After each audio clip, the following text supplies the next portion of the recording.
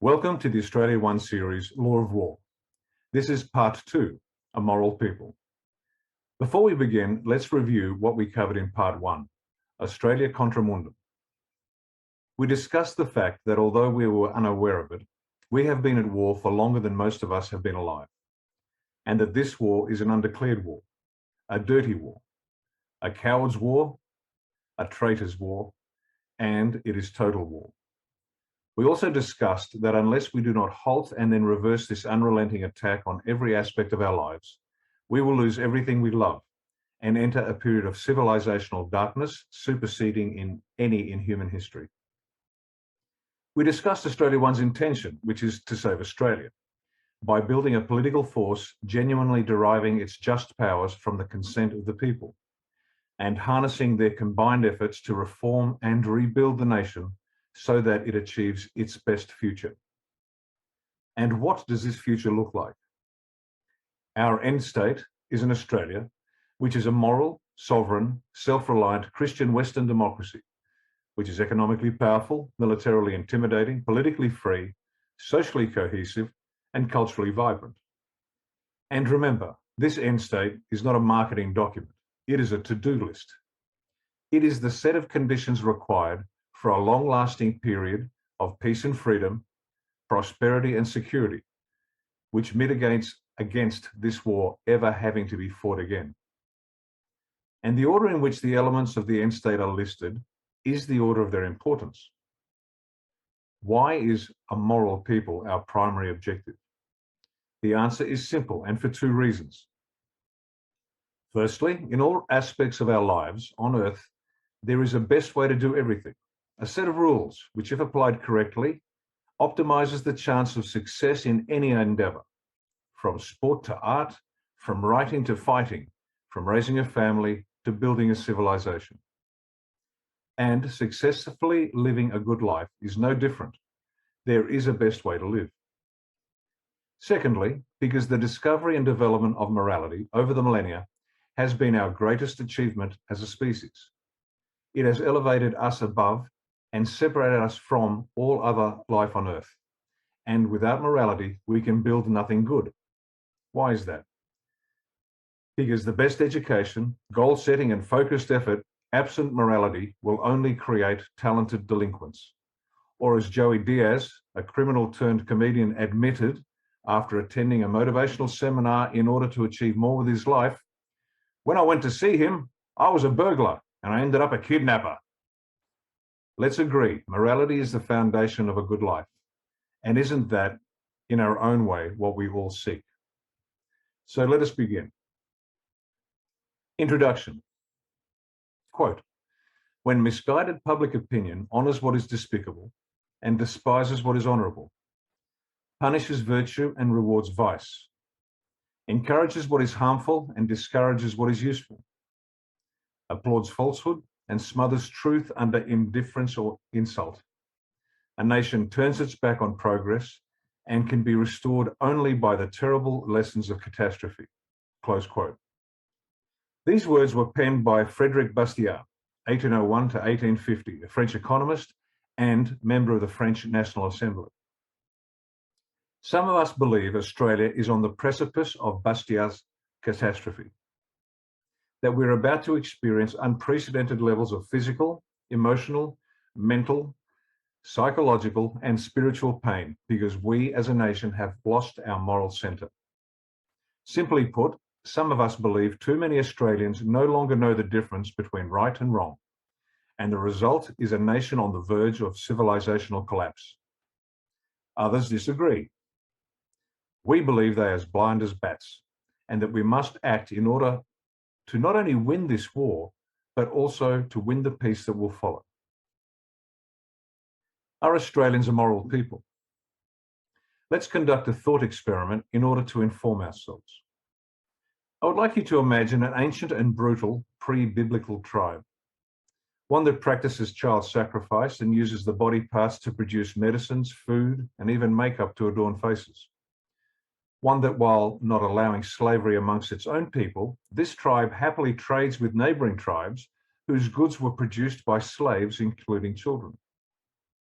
one that accepts not only their neighbour's slave trade, but also accepts without question their trade in human organs harvested from healthy men and women and children for economic benefit. One that allows girls as young as 6 years of age to be sold as chattel, to be married to men many decades their senior, and those same men to take many wives and treat them also as chattel. Let's examine this scenario a little deeper. Imagine this pre-biblical tribe permits its leaders to gratify themselves sexually with babies and children, to mutilate children's genitals, satisfying the tribal customs demanded by their gods, and to live in sumptuous wealth, splendor, and comfort, while turning a blind eye to others of their tribe, leaving them to live in neglect and poverty, suffering every form of human degradation. Would you describe this tribe as a moral people? Please do not equivocate. I ask again, is this tribe, in your estimation, a moral people? If you are experiencing difficulty answering this question, let me put it another way. Would you willingly wish to live among them? Let's move on. Now I'd like you to imagine that you and your entire extended family have been transported back in time to this tribe. And worse still, you can never return to the present. As you can imagine, the shock would be quite profound and destabilizing. But as you settled into your new circumstances, witnessing barbarism daily on display, how would you respond? What would you think? What would you say?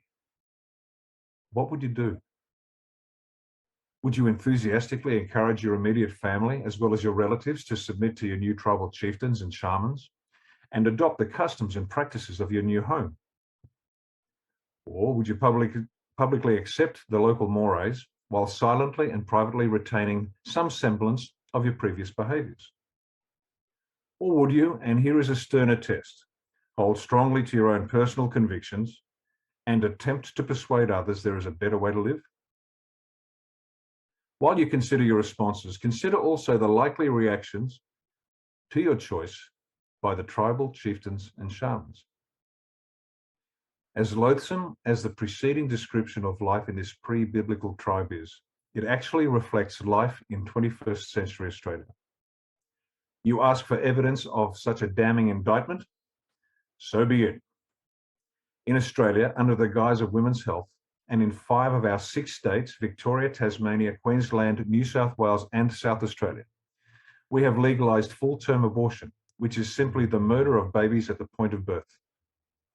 These babies aborted at full term are given no birth certificate and no death certificate because they are not considered people, but only medical waste, with the baby's body parts being on-sold for profit by those who would promote your body, your choice to corporations in order to produce food, medicine, and makeup. In Australia, elite pedophiles, including members of the polity, the judiciary, the bureaucracy, the constabulary, the military, the media, academia, big business, and big unions, as well as all religious denominations, gratify themselves sexually with children and babies, and yet are protected by secret societies like the Freemasons, while others also in the know remain silent. In Australia, individuals profit by trade with the People's Republic of China, controlled by the Chinese Communist Party, which is less a sovereign government and more criminal cartel, guilty of egregious human rights abuses, such as the theft from parents of babies for human sex trafficking, and the murder of practitioners of Falun Gong by the forced harvesting of their organs for transplant to an international customer base, with this practice also extending to the Uyghurs, the ethnic Chinese Muslims, in order to meet the Islamic demand for halal organ transplants.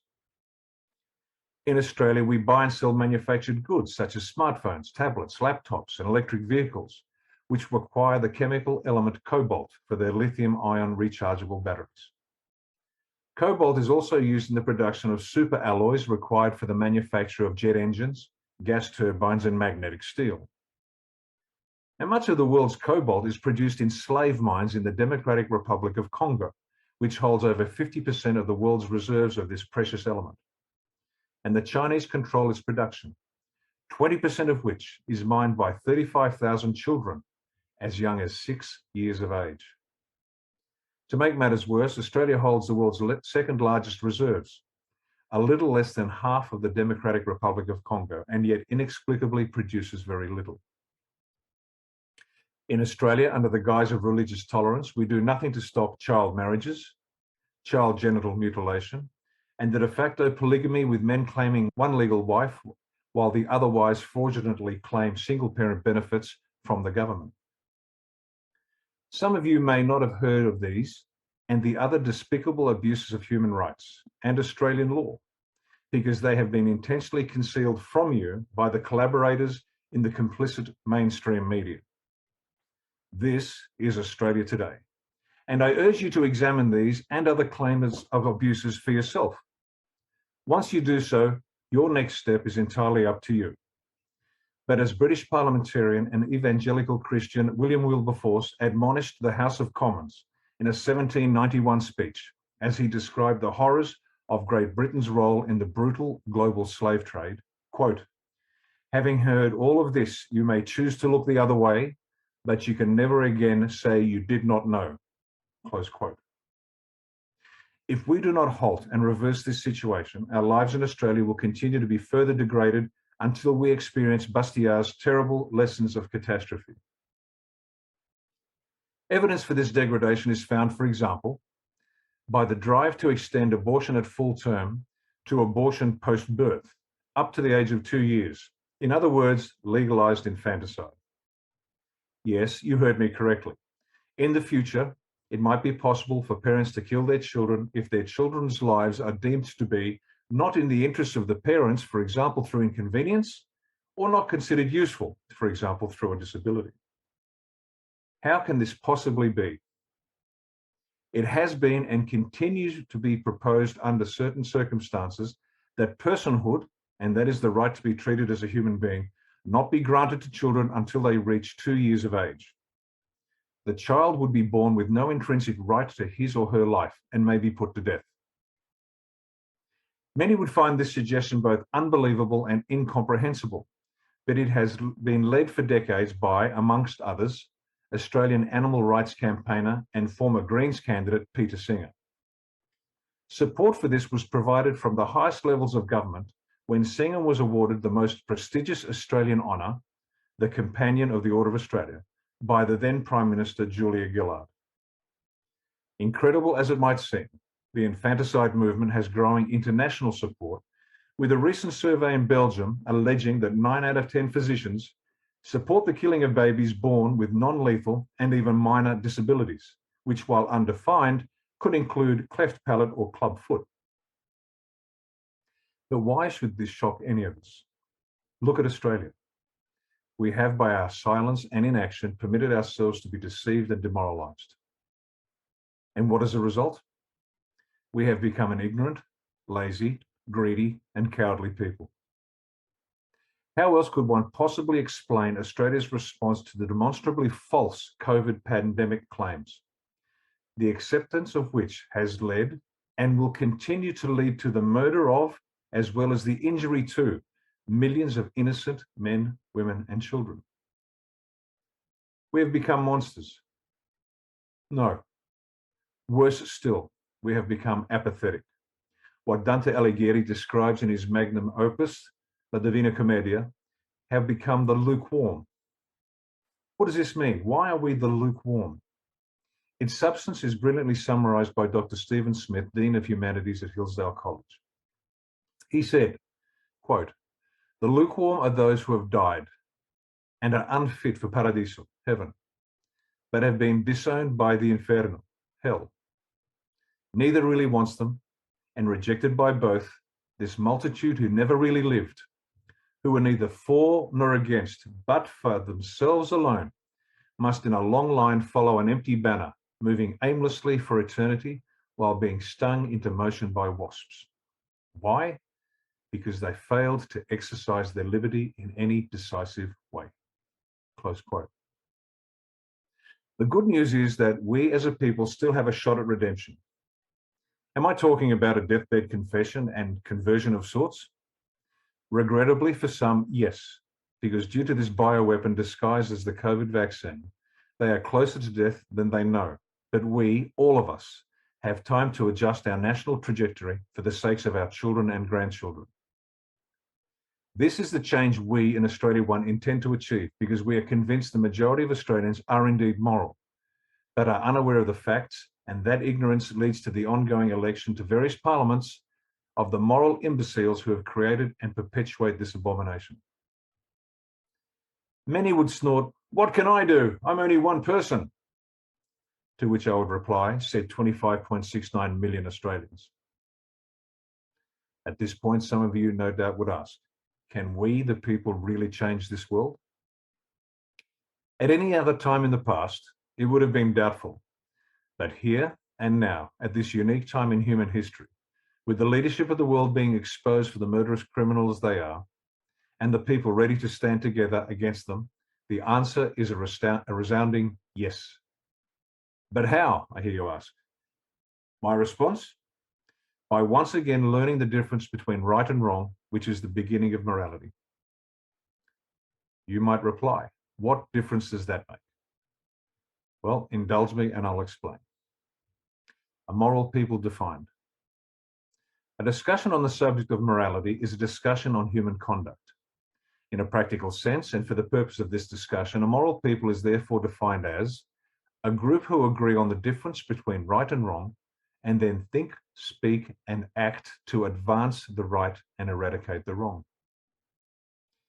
Explicit in this definition is an agreed morality. Now, please note, not a common morality, but an agreed morality. The difference between the two being, an agreed morality can encompass the loftiest of standards, but attempting to achieve a common morality within a group would likely require the exclusion of all points of contestation or friction, leaving only the basest of possible standards. Right and wrong. Right and wrong appear at first blush to be very simple concepts, until we attempt to reach agreement with another.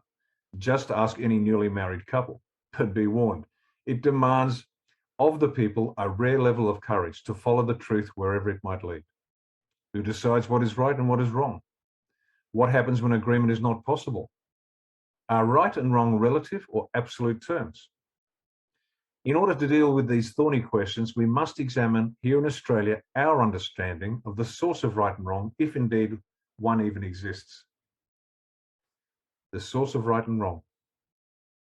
Some very different possibilities of varying popularity immediately spring to mind. First, the atheists, at somewhere between 5 to 10% of Australians, believe we live in a universe of pitiless indifference, created out of nothing by no one 13.8 billion years ago. There is no creator, no rule maker, and therefore no rules. And there is no absolute right and no absolute wrong, just opinion and preference. Second are the agnostics, at about 20% of Australians who just don't know or just don't care. Once again, and in practical terms, committed to nothing except opinion and personal preference. Third is a small but growing concept that source energy, the consciousness of the universe, is evolving through our human experience of trial and error. In this process, it is developing a sense of the consequences of decisions, and through this hive mind, hopefully moving towards an understanding as to the best way to live. Once again, no immutable rules, just preference. And once again, no explanation or cause for the creation of the universe and life. Fourth and finally, and agreed by more than 70% of Australians, is that a powerful intelligence that exists outside of time, space, energy, and matter, the creator of all that is seen and unseen, the Almighty by any other name, if you will, created the universe and all the physical and moral laws required for its existence. Not only that, but this powerful intelligence is also directly involved in our lives. Despite these apparently wildly differing opinions, the critical difference between them, for the purposes of this discussion, is only whether we agree the existence of a universal creator or not. This is key because any concept of right and wrong, from which we can derive human rights such as a right to life or the right to free speech, is predicated only on the existence of a universal creator. Let me explain. As stated earlier, if there is no rule maker, there can be no rules, just opinion and preference. Therefore, those who claim no belief in a creator cannot logically claim any absolute right or wrong, but only their desires. Therefore, there cannot be any claim to any absolute and inviolate human rights, and therefore no absolute morality, only subjective preferences. To these non-believers, morality is a relative concept. For example, one man's terrorist is another man's freedom fighter. Any act, no matter how egregious, can be justified. These moral relativists are certainly free to persuade others to agree with their opinion as to what constitutes right and wrong, and if they can muster a larger supporting mob against their opponents, then it is simply the power of numbers that underpins their position. Logically, if their opponents succeed in increasing their numbers, then once again the idea of a right and wrong changes one more time. But this back and forth is clearly nonsense, because a right, by definition, is inviolate, regardless of the braying of the crowd. They must find another name for it, but it is not a right. What rights do you think you have? If we seek to employ the concept of absolute universal human rights from which we derive our inalienable individual rights, we are compelled to concede that the start point is an ultimate source of everything, the creator of all from whom all is derived, the rules of the game, including the concepts of right and wrong. Here we run into more problems. Firstly, if we continue along this path, we risk losing the atheists and many agnostics from the discussion, which we are loath to do. And secondly, which creator do we choose? Because there are many for whom this claim is made, and their adherents are convinced of very different views of right and wrong. So, how do we advance? Rather than attempting to untangle this particular Gordian knot, and for the purpose of moving forward, while including as many perspectives as possible, let us deal with humans as we find them, how they actually behave, and attempt to discover what appear to be inalienable rights upon which there is general and widespread agreement. Inalienable rights. We all, regardless of our sex, age, colour, creed, appear to behave as if we have inalienable rights, and this hypothesis can be tested on men and women of any age, including children. Watch closely when one child removes a toy from another. The victim will communicate their displeasure immediately and noisily cry, "That's mine!"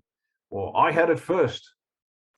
The argument that follows is not about whether the behavior is displeasing to the victim of the theft, but it is an unequivocal statement that the thief's behavior is objectively wrong, and he or she should have already understood that fact.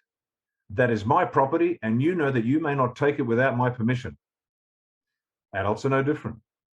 If you disagree with this assertion, next time you're stuck in traffic jam alongside a biker, climb out of your car and threaten to kill him, or deprive him of his freedom, or take his machine for your own possession. Make sure to call me from hospital to let me know how you fared. I'm sure many of you will concede that we instinctively and with certainty behave as if we have an inalienable right to our lives, our liberty, and our property. So let's agree this point. Role of government. One of the best practical assertions of the role of government with respect to these inalienable rights is the US Declaration of Independence, which, to paraphrase, states that governments are instituted by and with the consent of the governed to secure their rights to life, liberty, and property. Most, if not all, other rights can be derived from these. If we accept this premise, it logically follows that the primary role of government is not just to protect these basic rights, but to do so when circumstances are beyond the capacity of an individual's own means and resources. And it does this by creating laws which impose punitive actions on those who infringe upon the rights of others. Put more simply, the primary purpose of government is to moderate human behavior, ensuring it remains within the bounds of respect for life, liberty, and property. And the government does this by ensuring the crafting, interpretation, and application of the laws are in accordance and consistent with an agreed morality, informed by and with the consent of the people. As an aside, it is not our contention that the government's responsibility is to save souls.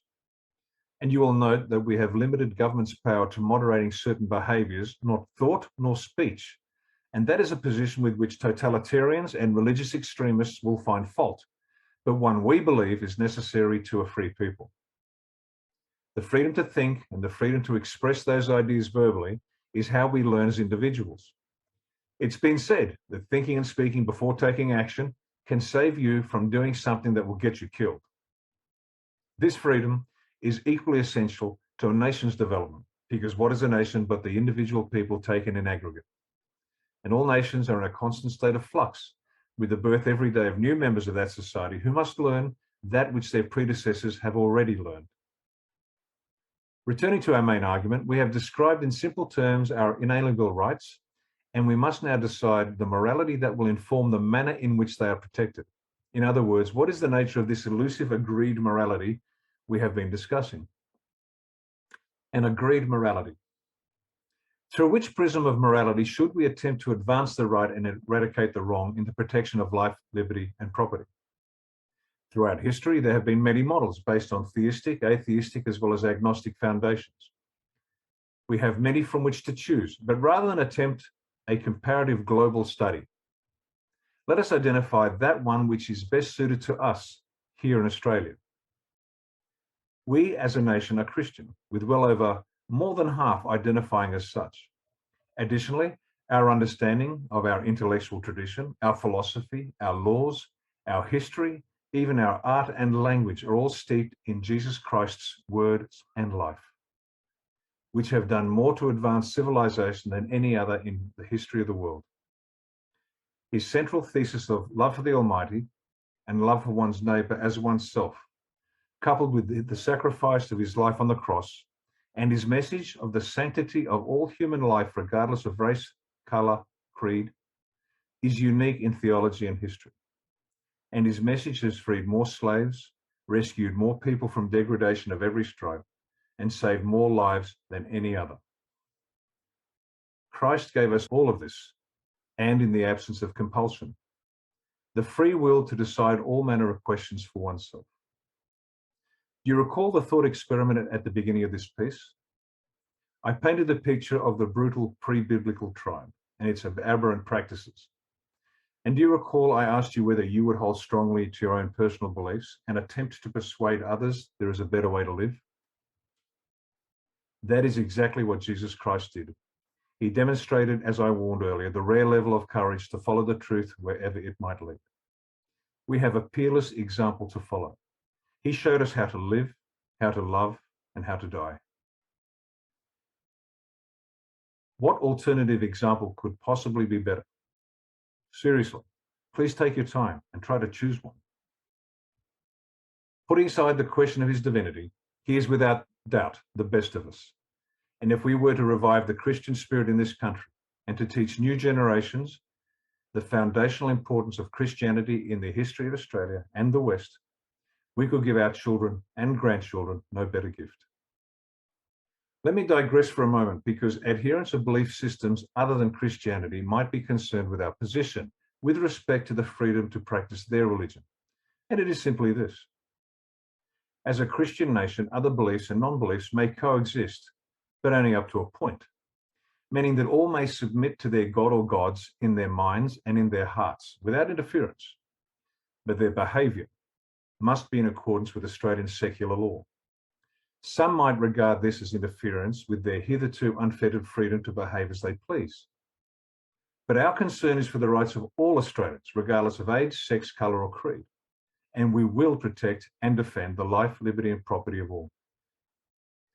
Has this position a precedent in history? Yes, it has, and it was successful and welcomed by countless women. There was once a ritualised custom of widow burning, which required the widow to throw herself onto her dead husband's funeral pile. This act of sati, as it was known, was seen as the act of a dutiful wife following her husband into the afterlife. Its history dates back to over 2,500 years and is said to have originated in Nepal and also practiced in Russia, Vietnam and Fiji, but predominantly in the Indian subcontinent. One 17th century account describes an example of sati, which took place in Lahore, now in Pakistan, in which a young girl of no more than 12 years of age, terrified, trembling and weeping, being held down by an old woman and having her hands and feet tied by a group of men lest she attempt to escape, after which she was burned alive. Over the centuries, many attempts were made to ban this practice, and eventually British laws outlawing sati were passed due to the efforts of many Christian reformers such as William Wilberforce and William Carey, and Hindu reformers such as Ram Mohan Roy. Balochi priests from the Sindh region, also now part of Pakistan, complained about the interference in their sacred customs to the British governor, Major General, later General Sir Charles Napier, to which he replied, "Be it so. Birding widows is your custom. Prepare the funeral pyre. But my nation also has a custom. When men burn women alive, we hang them and confiscate all their property. My carpenters shall therefore erect gibbets on which to hang all concerned when the widow is consumed. Let us all act according to national customs." It is reported that after this statement, widespread sati no longer took place. Moral individuals. Over time, as the Christian worldview and example begins to be rekindled in the minds and hearts of the Australian people, they will become better able to govern themselves as moral individuals, and then, and only then, will they truly be capable of governing themselves as a moral nation. A people who are capable of this require fewer laws, and therefore not only enjoy more freedom, but are also more likely to protect that freedom because they will more energetically reject any attempt at unwarranted interference with those freedoms by governments. In other words, in order to become, once again, a moral nation, as I believe we once were, we must once again become moral individuals who know the difference between right and wrong, and then think, speak, and act to advance the right and eradicate the wrong. The result of this approach would be an Australia which allows each individual to pursue their own goals, dreams, and aspirations, to become whatever they choose to be, to achieve their highest potential, all without being interfered with by others and while not interfering with the rights of their fellow Australians. We would become the freest and most benevolent of nations. How do we achieve this in Australia? By reversing Bastiat's warning, by honouring what is honourable and despising what is despicable, by rewarding virtue and punishing vice, by encouraging what is useful and discouraging what is harmful, and by applauding truth and revealing falsehoods. If we do this, we will set the country on the right course and give our children and our grandchildren the chance for a long-lasting peace and our best possible future. Conclusion. Ladies and gentlemen of Australia, we are at a decision point because right here and right now, we have the opportunity for the first time in our history and by our own will, truly able to define ourselves as a moral people, cognizant of, grateful for, and informed by, but free of the achievements and failures of those who came before us, so that we might create a new Australia, one country, one people, under one flag. My name is Riccardo Bosi, National Leader of AustraliaOne. Thank you for your time, and we will see you again soon for Law of War Part 3, A Sovereign People.